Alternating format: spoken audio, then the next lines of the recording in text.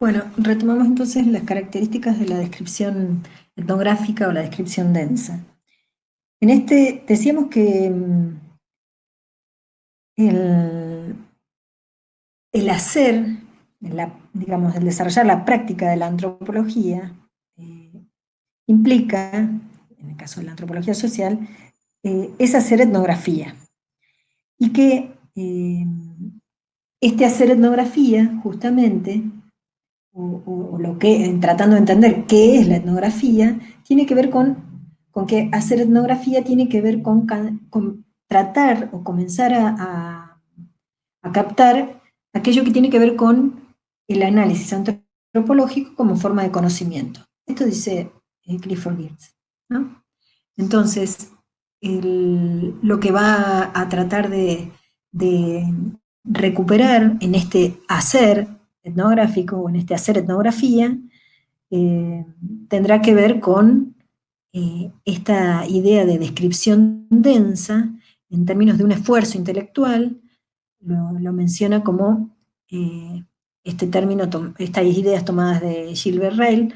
Él dice: lo que define es cierto tipo de esfuerzo intelectual, una especulación elaborada en términos de descripción densa, y que tiene que ver con el estar haciendo, ¿no? Y reconocer en la actuación, en aquello que estoy observando. Ahí es donde también menciona la idea del guiño, ¿no? De esto de a partir de la interacción de diversas personas, pero que él plantea, bueno, ¿cómo es, tomando el ejemplo del guiño, que el guiño en términos de tics, de un tic nervioso, no tendría un significado, un sentido por detrás, con intencionalidad, sino que se produciría de un modo involuntario? Y cómo en el contexto de una determinada situación eso puede llevar a una mala interpretación de aquello que se está emitiendo como mensaje, ¿no? Como entonces, lo que se puede llegar a plantear es cómo hay un código establecido en términos de qué es lo que se acuerda como, o lo que se establece como sentido, ¿no? ¿Qué es lo que hay por detrás? Entonces, ese código público tiene que ver con conocer el sentido que hay detrás de las acciones. No es lo mismo guiñar el ojo en términos involuntarios de un tic nervioso que guiñar el ojo en el contexto, por ejemplo, de un juego de cartas, como puede ser el juego de, eh, bueno, un juego de cartas, eh, como puede ser el truco justamente, o en el contexto de lo que nos podían llegar a contar nuestras abuelas acerca de un baile y cómo una guiñada de ojo o un levantamiento ahí ya nos vamos del ejemplo, pero un guiño puede tener otro sentido, que puede ser de complicidad o puede ser de provocación o puede tener distintos sentidos y lo podemos interpretar, si no lo conocemos, de manera equivocada, y eso generar eh, fuertes ruidos, digamos, en ese intento por entendernos. Bien, entonces lo que está por detrás o lo que tenemos que recuperar es esta existencia de un código socialmente establecido. Y a la vez, esto que hablábamos antes, ¿no? Que tiene que ser público, que debe ser conocido por los demás. Entonces, volviendo a las características de lo que es la descripción densa, la descripción etnográfica en términos de descripción densa, nos vamos a encontrar con que eh, vamos a recuperar esta idea en que el objeto de la etnografía tendrá que ver con cómo, al definir el objeto de la etnografía, tendrá que ver con una jerarquía estratificada de estructuras significativas que según atendiendo a las cuales se producen, se perciben y se interpretan, en este caso, por ejemplo, los guiños, ¿no? Bien, ¿qué más tenemos acá? Eh, dijimos que anteriormente, que lo que se hace justamente, o lo que encontramos a partir de los trabajos planteados por los antropólogos son eh, interpretaciones de interpretaciones. Entonces que los datos que nosotros, lo que nosotros retomamos como datos ya son interpretaciones de otras personas. ¿Acerca de qué?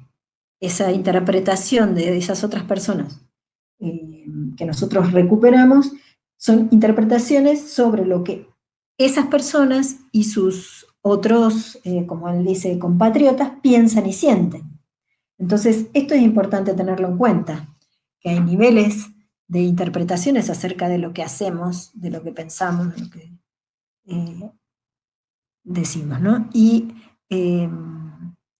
esto tiene que ver con pensar de qué manera vamos descubriendo cuáles son esos sentidos que están atravesando esas interpretaciones acerca de, de cómo se percibe y cómo se reconocen las acciones en la vida cotidiana.